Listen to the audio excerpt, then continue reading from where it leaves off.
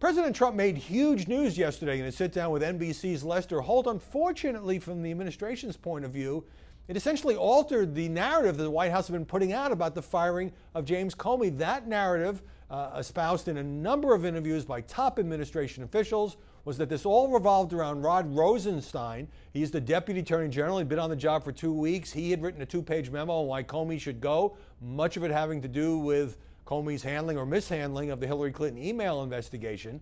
And when asked, administration people would say, the president essentially was following this recommendation. But that's not what Donald Trump told Lester Holt. He said he wanted to fire Comey all along. He said, I was going to fire Comey regardless of recommendation. And the administration has never quite confirmed whether or not the White House asked Rosenstein to do this review. So now it looks like this document that they've all been pointing to, well, the president was just, here's a Justice Department official who was confirmed with a huge bipartisan majority in the Senate. Rather than pinning it all on him, the president actually was candid. Yeah, he'd been thinking about firing Comey all along, and now he had, of course he wanted the memo because it helped justify the decision, but he was firing Comey anyway, and that is underscores the problem the White House has had here, which is from the moment this broke, the White House seemed unprepared to get its version of events out. It's kind of been drip, drip, drip to find out what actually has gone on. In that same interview, President Trump saying that Comey was a grandstander and a showboat, and that's fine. We can debate whether or not it was the right decision. In fact, the media is spending roughly 23 hours out of every day debating that very thing. Also in the interview, the president said that Comey had told him once over dinner, twice in phone calls, that he, the president, was not under investigation in the Russia probe because there was a report in the Wall Street Journal with a Comey associate quoted as saying that was farcical and that had never been said. And there's a whole secondary debate about whether it would be proper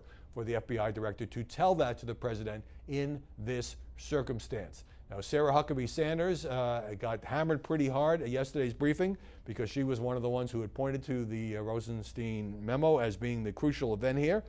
And here's what she said earlier. So, it's the White House's assertion that Rod Rosenstein decided on his own after being confirmed to review Comey's performance? Absolutely. But now she says, well, look, she hadn't had a chance to talk to the president. She didn't necessarily have all the details. She said nobody was in the dark. She told ABC's John Carl, you're trying to create this false narrative. Now, I've been troubled, and I've said this before, about some of the media coverage here that assumes the president is guilty of something. Some journalists and commentators now using the word cover-up, where we hear the word coup, whiff of fascism, dictator, and all of that, all of which assumes there's something here at the heart of this investigation involving Trump associates in Russia, which may not turn out to be the case. But the White House doesn't help itself when the story keeps shifting, when key facts are disputed in newspaper accounts, and it's hard for average people to figure out what's going on. Hell, it's hard for journalists who do this stuff for a living to figure out what's going on. Now, it may well be, as Sarah Huckabee Sanders said, that reporters are obsessed with this story to a much greater extent than the rest of the country. But when the President of the United States fires the FBI director under these circumstances, and the White House kind of stumbles in explaining just what happened, it's not hard to imagine why reporters continue to press this. And I think this is it's like an earthquake, and it's going to continue to have aftershocks here for some time to come.